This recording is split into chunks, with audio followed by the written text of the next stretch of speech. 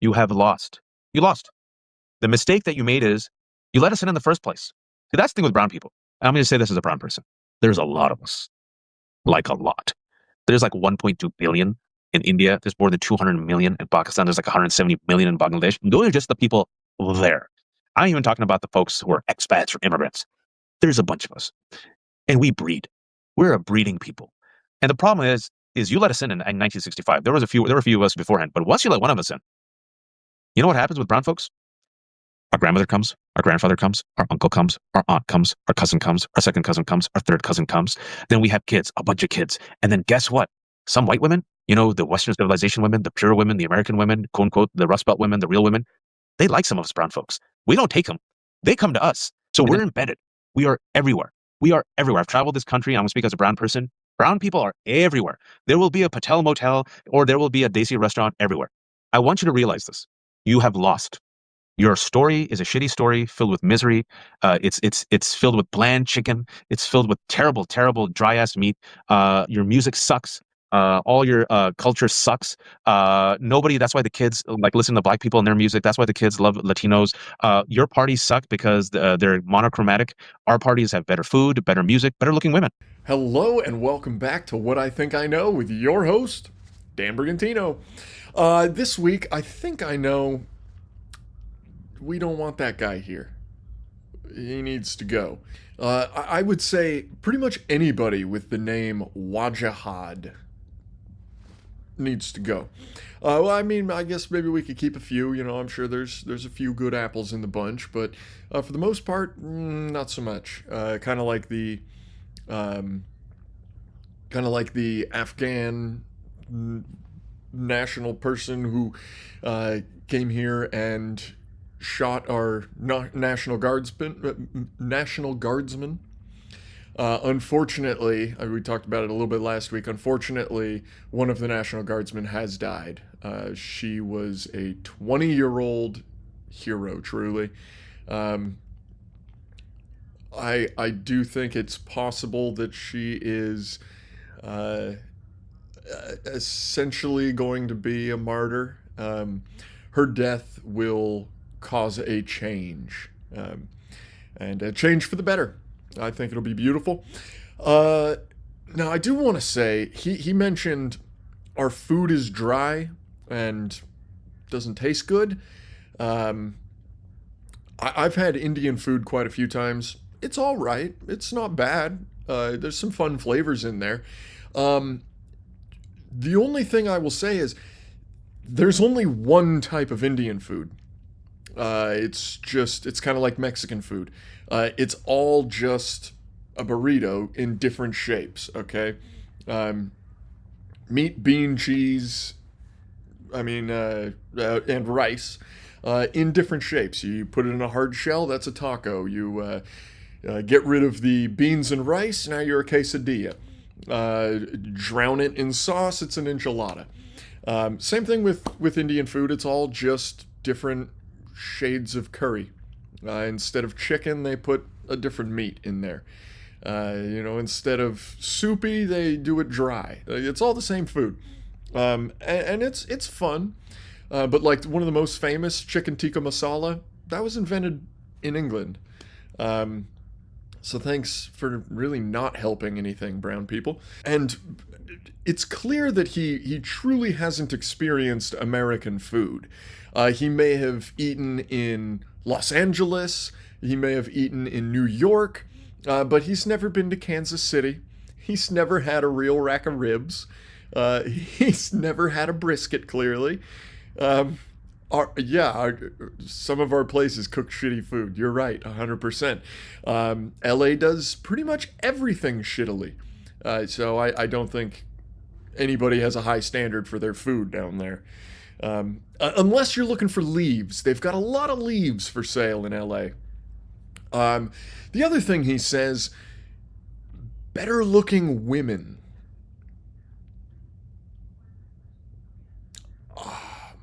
I don't even think I need to say anything, really, but yeah, I'm going to call BS on that one. Um, Anyway, his name is Wajahad Ali. He's actually somewhat kind of important person on one side of the aisle. Terrifying to just see him saying that and having no repercussions. Of course, like we talked about last week, if it was a white fella saying that, well, us whitey, we're gonna outbreed you in your own land. That would be like colonization, and we'd be thrown in prison for that sort of thing. I just don't understand the two-way street that is actually only one way. Moving on, this is something I've been thinking about for quite a while.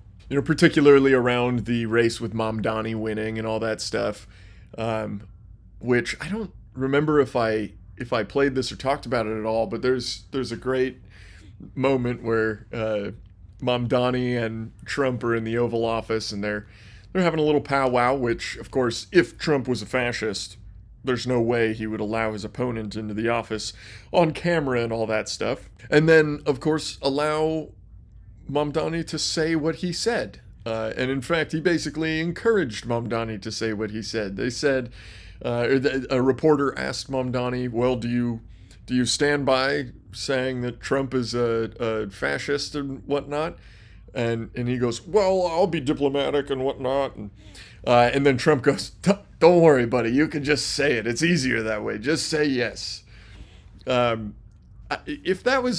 If Trump was a dictator, he would have just taken Mamdani out back and shot him. That's how dictators work. But that's not what happened. So maybe we need to think about that differently. But anyway, that's unrelated to what I'm getting to now, which is I just want to kind of outline socialism versus communism. There's a lot of kind of misconceptions. People think throwing the word democratic in front of the word socialism makes it like not socialism somehow. You can vote your way in, but you can't vote your way out. That's socialism right there. Fortunately, it's just New York, and the whole rest of the country can fix it. It's not a great emergency, and I think during their meeting, Donald Trump definitely asserted himself. He at one point said something like, I might have been a little bit worried before we had our little meeting, but now we've had our meeting, and I think we agree on things more than you'd assume. And that, I think, is just kind of code for, like, yeah, I just gave this kid a talking to. He won't be bothering us, don't worry.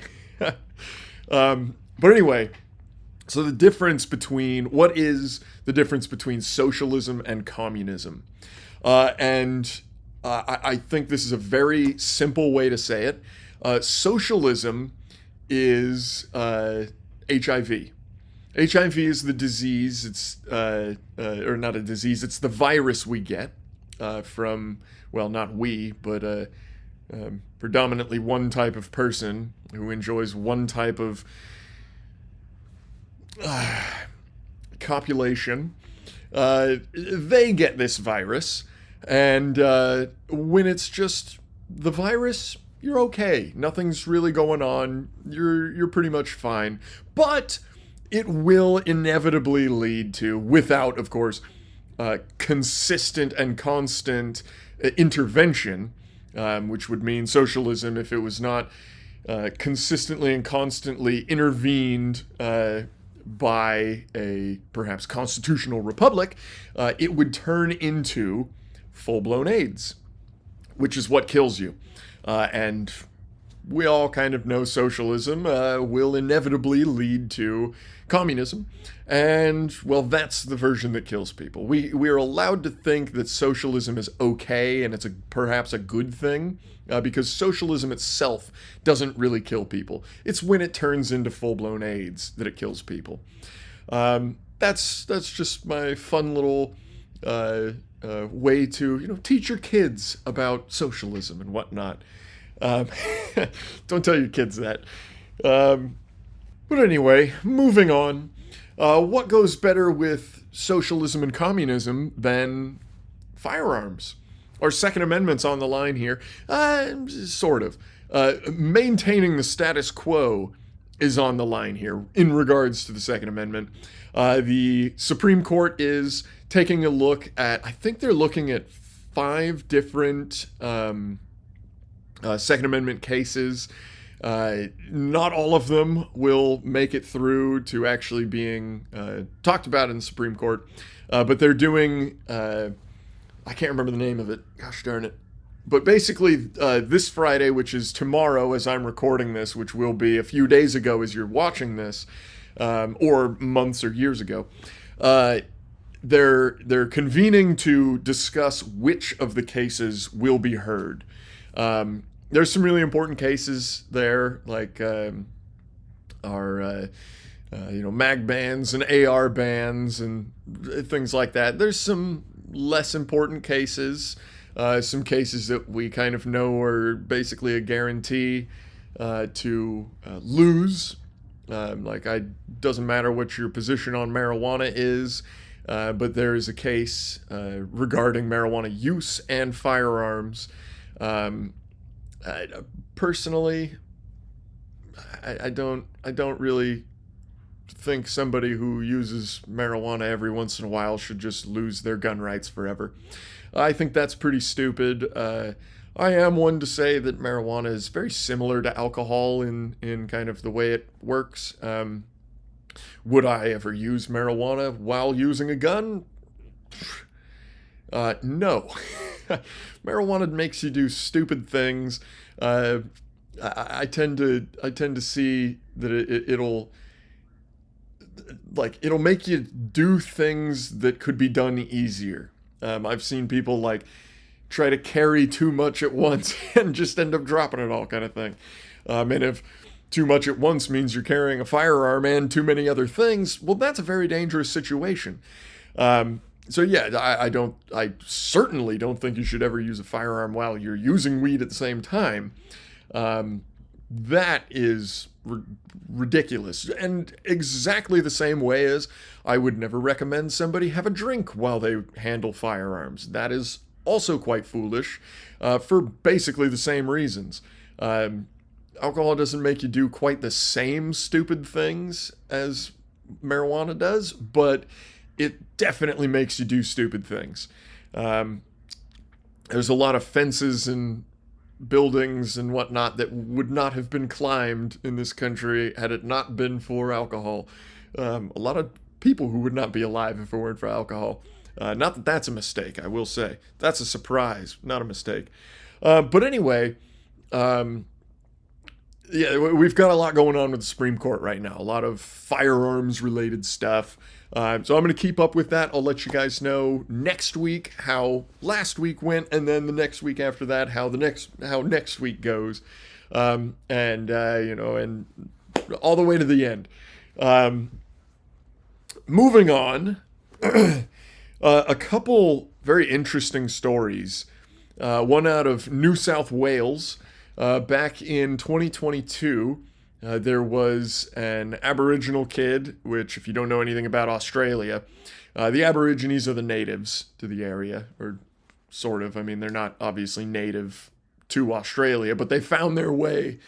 But they found their way to Australia long ago, and have remained there.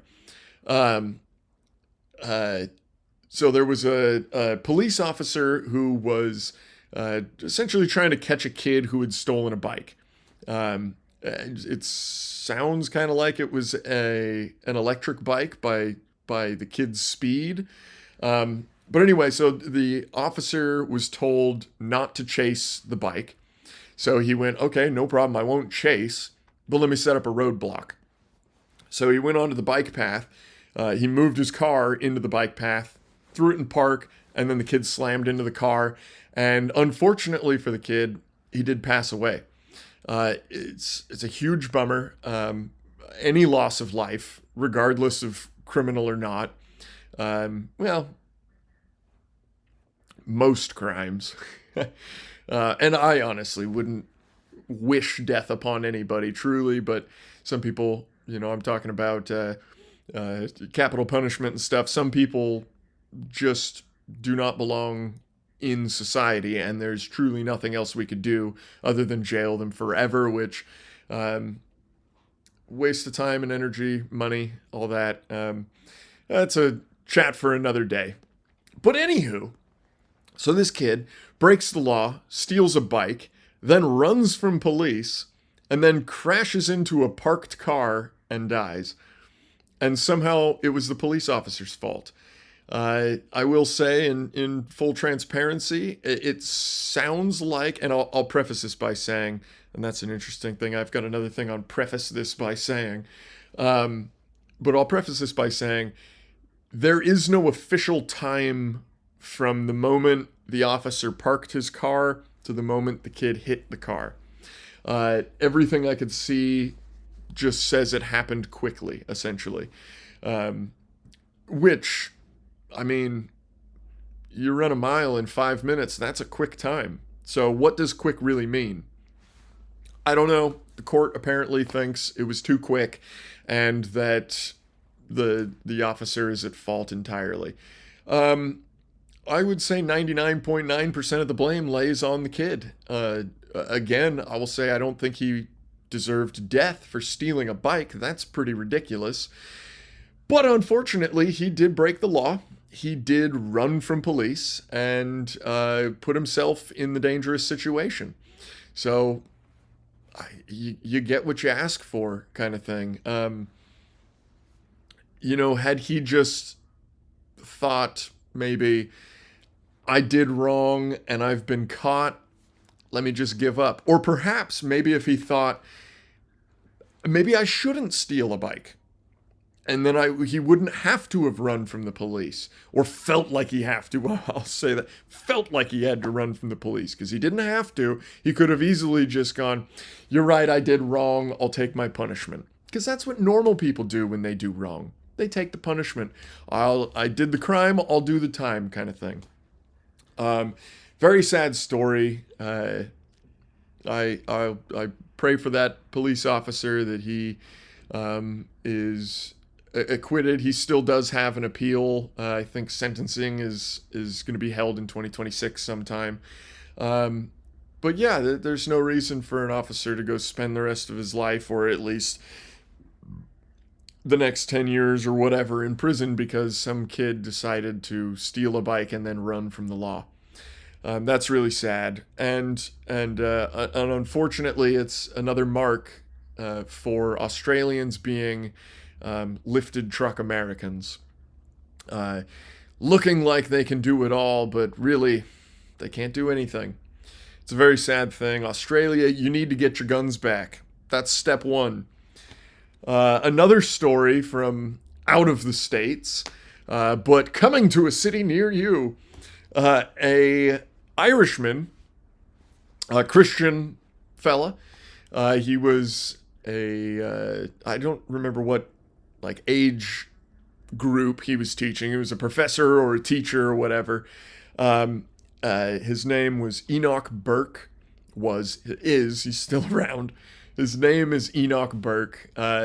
He was fired from the school he worked at, and because he believed that he was illegally, unconstitutionally fired, because it revolved around religion, and they do have a freedom of religion in Ireland.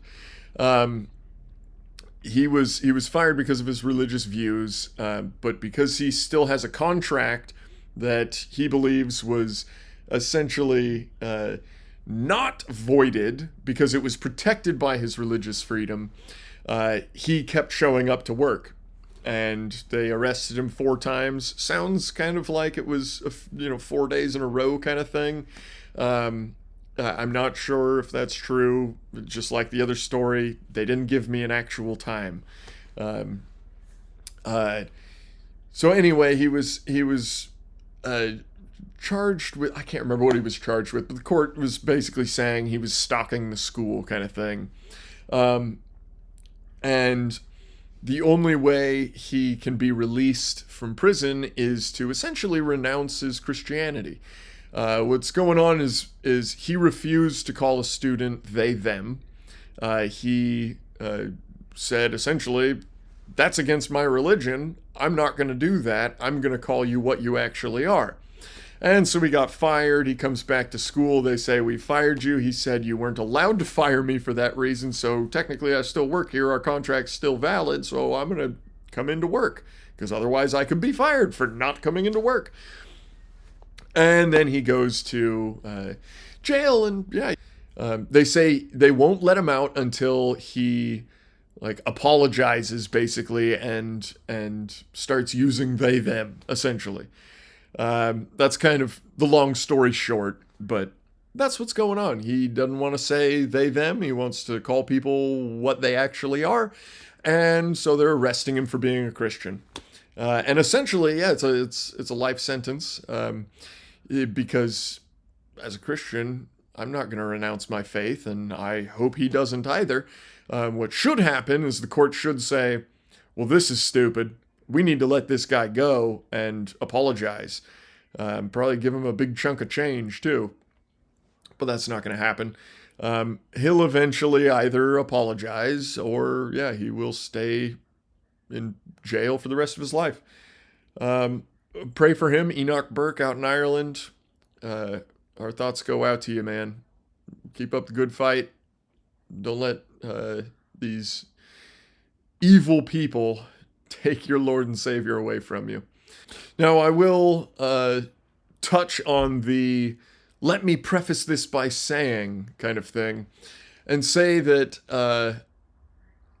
I would love to stop saying it, and I would love for a lot of people to stop saying it because it is only one group saying it. You will never see a liberal Democrat say, before I say this, let me preface this by saying ... because it's essentially a preeminent defense.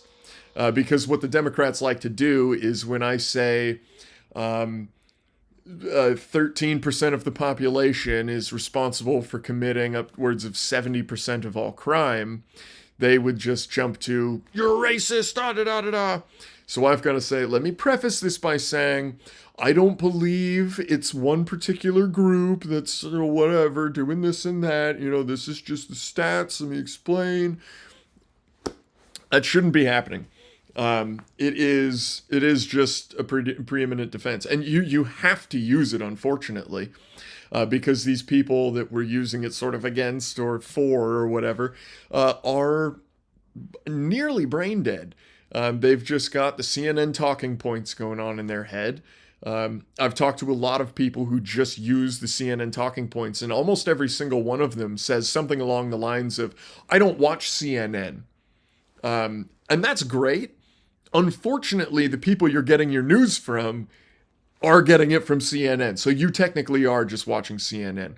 A smart person watches whatever news channel, doesn't matter what news you're watching. And then you take the information they give you. They say, okay, a recent thing here is, well, Pete Hegseth said to shoot the second missile at the boat. This is the seditious six is what they're calling the six. What are they, congressmen and women, of course, who said to the military in a video, hey, you don't have to follow any unlawful orders. And they didn't give any examples or anything like that. So now they're just kind of pulling from anything, anywhere, and saying, look, an illegal order. So they're saying Pete Hegseth shot the boat that was coming here with drugs from what the hell's it, Venezuela. So this boat's coming here, right? And they shoot it with a missile, intending to kill everybody on board and sink the ship, obviously. And then instead of like letting the people who survived the initial missile strike, instead of like letting them just float aimlessly in the ocean and drown or get eaten by sharks several days later, they just sent another missile and ended the story. And apparently that's a war crime. I really don't know. I've never read the Geneva Convention. It could be in there as a war crime. I'm not really sure that it matters because we're not officially at war with Venezuela, I don't think. It's in international waters. They are, or maybe it's not. Maybe they wait until it gets into our waters, which would probably be the right way to go. Because once they're in our waters, it would be more of an invasion than anything. But anyway, this boat's coming here with drugs to kill Americans, and we're not allowed to do anything about it. And just because we sent one too many missiles, now it's a war crime? Yeah, I don't understand that at all. Send as many missiles as you want. If it were me, I would have thought, like, yeah, it's the charitable thing to do. I wouldn't personally want to just go float in the ocean for a day and a half while I bake in the sun and end up drowning or, like I said, getting eaten by sharks. I think I would much rather die in a fiery explosion. I mean, much cooler way to go too, anyway. But anyway, the point is you take all that information and then you go research it on your own. It helps to read like a lot of different news articles or listen to a lot of different pundits. If you can't think of things on your own, like opinions on your own, I don't know. You're not doing anything right. If you can't just like turn things off and just sit there and think in silence and go, what does that mean to me? What do I think about that? That's an issue. That's a big problem I've seen ever since I started getting into politics, like middle school, high school. I had one friend in particular, friendish, who I could tell was just kind of repeating what his parents were saying because he didn't really. I'd ask him questions and he wouldn't answer. He wouldn't be able to answer rather. It's a repeat thing. They don't have anything unique or interesting to say. They just say what they've heard before, which is not quite the right way to go about living. You've got your own brain. You can use it for yourself. It's an interesting technique, but you just sit there and you think, interesting. Okay. Anyway, do your own research. I know during COVID, they were very heavy on don't do your own research. That was an interesting time. But anyway, do your own research. It helps. And AI, I think, is a great tool for that. I had somebody tell me the other day, like, basically they don't trust anything AI says. And to a point, that's great because the AI also tries to, like, give you its opinion on things. But you just have to ask the right questions. You have to know how to ask questions. And if your question wasn't asked right or answered correctly, ask it again. Ask it in a different way. There's lots of ways to go around it. I do it all the time. I love it. And like I think I've said this before, I use Perplexity, which definitely gives you its opinion on things, which I don't enjoy. But you prod it and poke it enough, it'll give you the facts. And then what I really like about Perplexity is that everything is cited. All its information is cited. So there's a link at the bottom of every like paragraph with a link to where it got the information from. So if you really don't trust it, you can go check, oh, it got this from The Onion. Okay, forget it. I'm not listening to that. Move on. So it's a great thing. And that is how you research information and come to your own conclusions. Much more important than coming to somebody else's conclusion. That doesn't work very well. All this digression just to really say, again, there's two sides to every coin.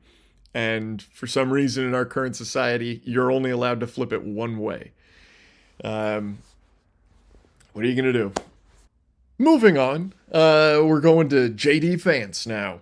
A rung up the ladder there. We got Hegseth, now we're at J.D. We'll see where we go after. I think I know. I'll just show the video. This is a great video right here.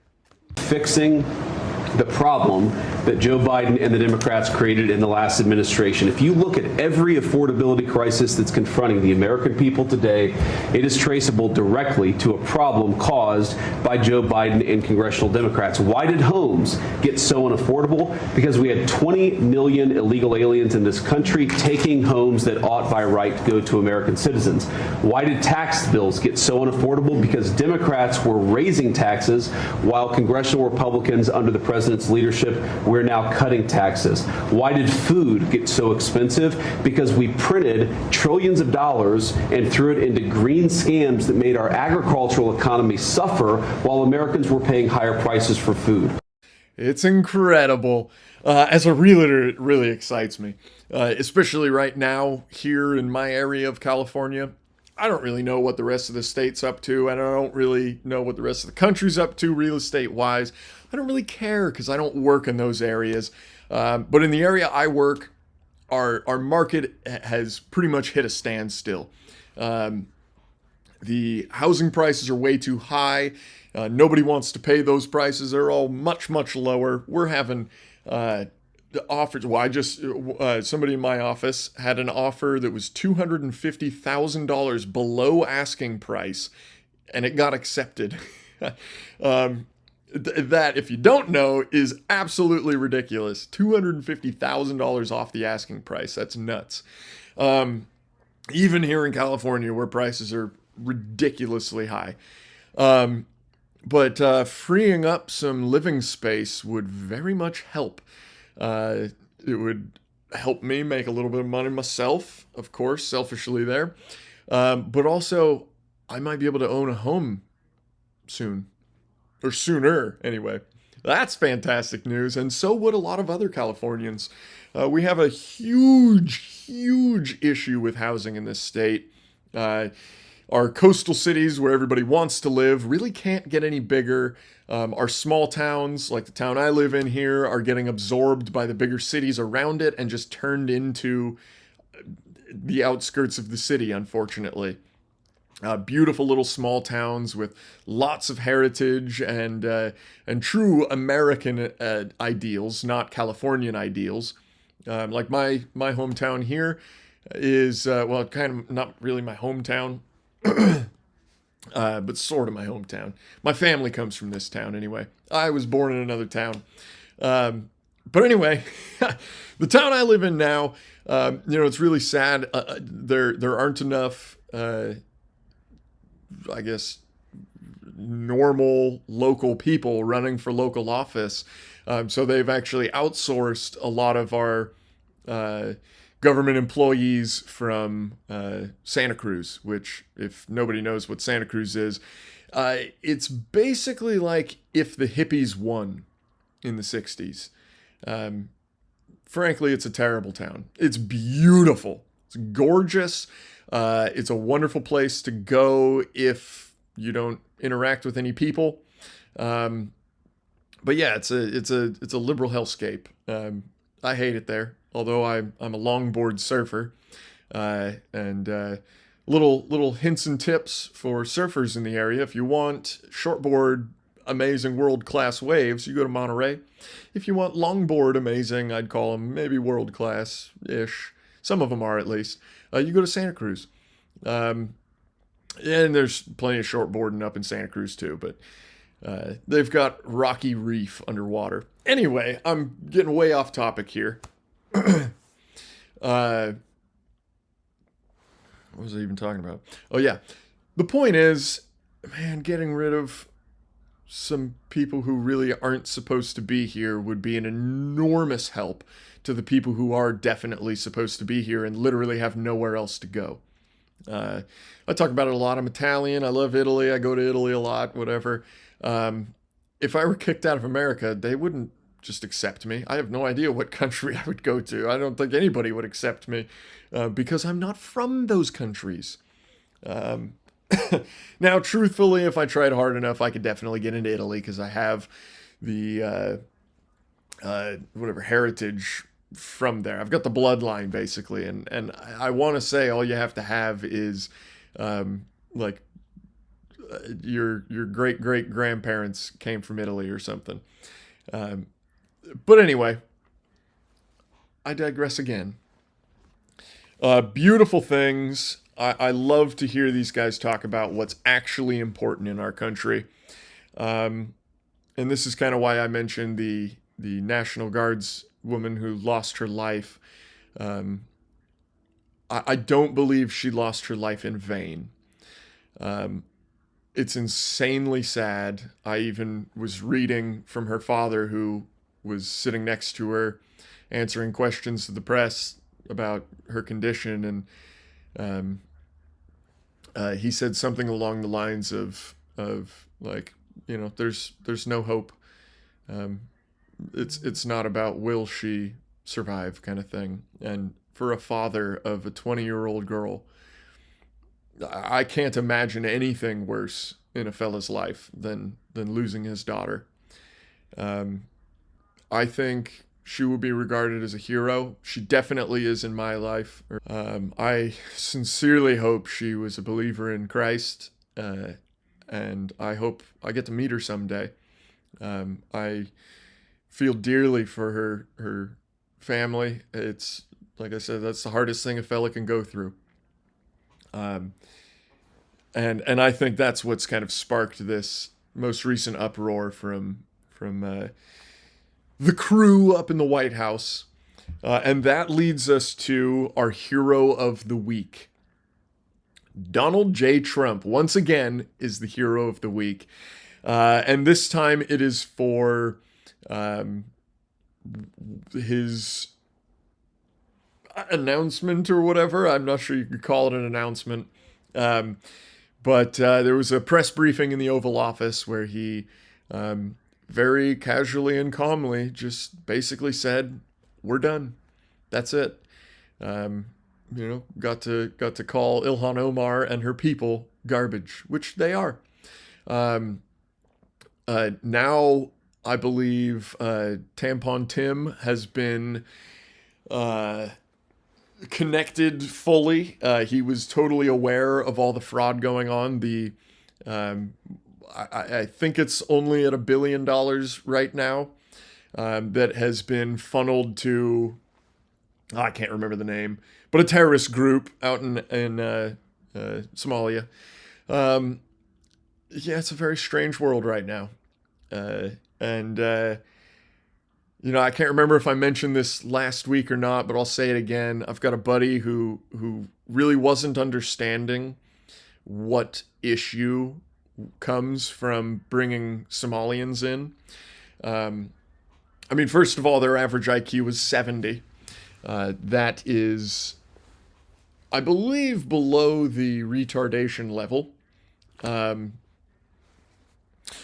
The immigration system is supposed to be for the best and brightest. I know that the Statue of Liberty says, "Bring me your hungry and your weak" and whatnot, but that's not a law. That's a writing on a statue.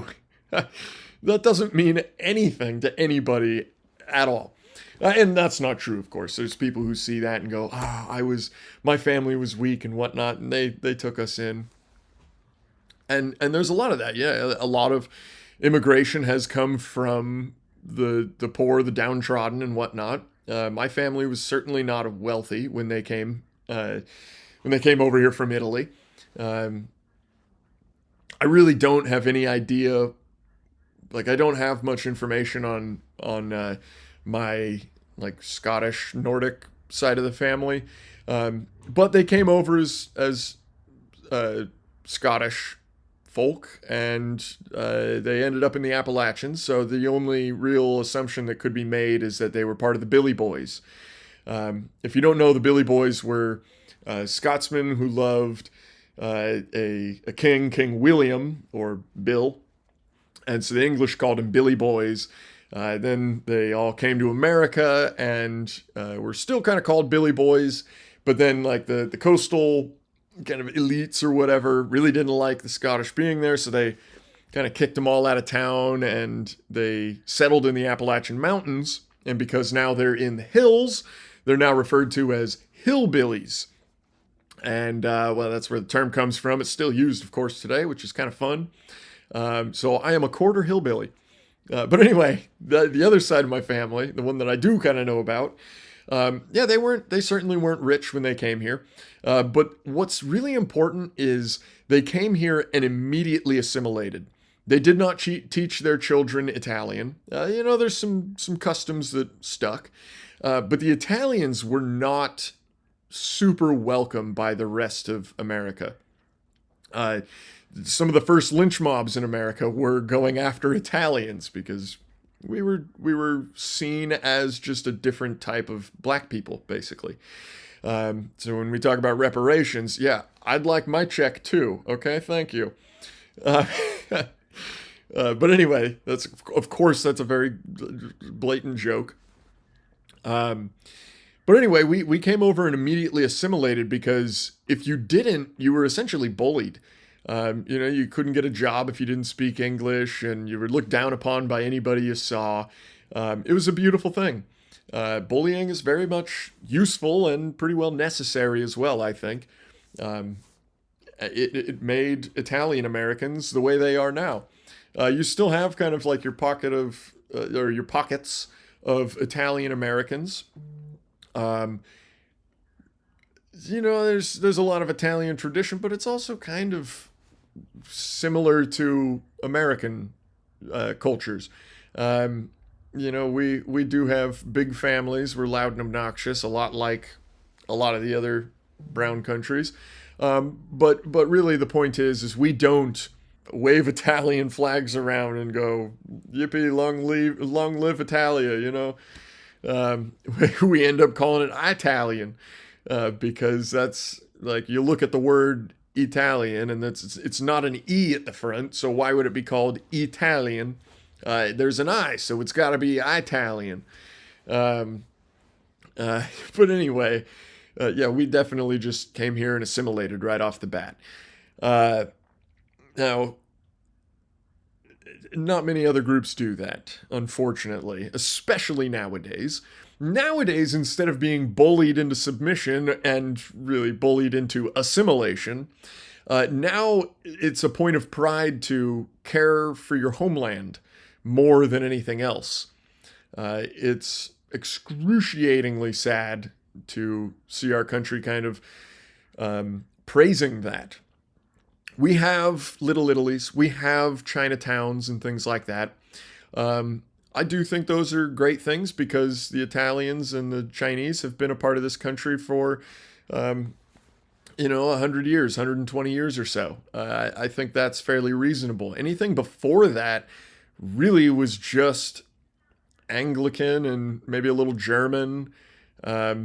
But yeah, before Italian immigrants, everybody was just kind of Americans coming over to join America. And it's a hard thing to describe. But yeah, it was really just the Anglicans and the Germans coming over, and then kind of the Italians were invited as well. Of course, the Mexicans as well. And then in 1965, it all just kind of shifted. It was a different style of immigration put in place. Instead of assimilation, just kind of getting here and being here was top priority. And we see, from that, whatever his name was, Nuijab Ali or whatever, people like him get to come over and act the way they do. I think it's absolutely deplorable. You cannot think another culture is better than us and also be a citizen of this country. It just doesn't work like that. And this, if you haven't seen already, this has gone pretty viral. Here's a clip of, I think it's called the Whatever Podcast. Roll the clip. Let's say the United States went to war with Colombia, and there's not a bully in the situation. It's just whatever, mutual war. Okay. The United States, Colombia go to war. Who do you side with? Colombia. Get the fuck out of our country. Holy fuck. Get the fuck out. Since there's not like a specific reason for it, yeah, I would side with Colombia. I don't know. But then why Watch out don't you for go ICE. live in That's all I'm Colombia? saying. Wait, is Have that you actually been to South America? Have you been outside the United States? I've traveled all over. I haven't been to South America, but the bottom line is, if you came here to find a better life, then this is where your loyalty should be. End of story. Wait, Wednesday, hold on. So, okay, I'm looking this up. Yes, becoming a citizen requires taking the oath of allegiance. Yes. Which is a formal pledge to the United States. Mm-hmm. The oath is mandatory. The oath of allegiance is a sworn declaration required for naturalization applicants, administered in a public ceremony. By taking the oath, you pledge to renounce any foreign allegiance, support and defend the U.S. Constitution and laws, and perform service to the country when required by law. You do not become a citizen until you have completed the oath ceremony and received your certificate of naturalization. Did you receive your certificate of naturalization? Yes. Did you complete the oath ceremony? Yes. So you're a liar? No, it just depends on the situation. No, it doesn't depend. Yeah, it depends. You took an oath of allegiance. So she's a citizen of the United States, but if the U.S. and Colombia, where she's from, were to get into a war, she would side with Colombia. I mean, is that treason? You're giving up the country that you're a citizen of for our enemy. We can't trust you at all, ever. If you say that now, that means that if whoever's in charge of Colombia, if they were to request that she find some state secrets and bring it back to them, yeah, she's probably going to do that because she prefers Colombia. She's here probably because, I can't remember if she said it, but she's here because the opportunities are better. You can make more money and send it back to Colombia, to the rest of her family who wasn't able to come here, so they can live a better life over there. We all know, Americans, it's awesome to travel to worse off countries because the dollar is so good. We can live there on $12 a day. You get rent, your room and board and food and all that for, $12 to $20 a day. It's a beautiful thing. But unfortunately, those countries kind of decided like, oh, we could do that too if we just send one of ours up there to make money there and then send it back to us. If you've ever seen in kind of like grungier, I don't know if that's the right term, but cheap, whatever, the gas stations that are in the bad part of town, they will have these ATMs that are like Bitcoin ATMs, and they're using those to send their money out of the country with no taxes. Ordinarily, if you're sending money overseas, you'd get taxed, but you can use those machines and it's free. So that's how they're doing it. There's also stories of people like using their EBT cards to buy a bunch of food and then send it to the other countries so they can resell it there. There's all kinds of fraud. It's ridiculous. They need to shut down the system. At minimum, they need to shut down all assistance programs and just have everybody reapply. I think it'd be just about as simple as that. To at least minimize the fraud. There's always going to be fraud in any system like that. I could say I'm disabled when I'm a perfectly healthy human being kind of thing. But anyway, I digress again. The episode's getting a little long, so I want to cut it off here. Thank you, Donald Trump, for bringing light to the predominantly the Afghan issue, the Somalian issue, which inevitably brings light to mass immigration in total. Thank you so much for promising to shut down all this immigration. Slow it at least. I can't remember what he said, but he said permanently shut down some part of it. I can't remember what it was.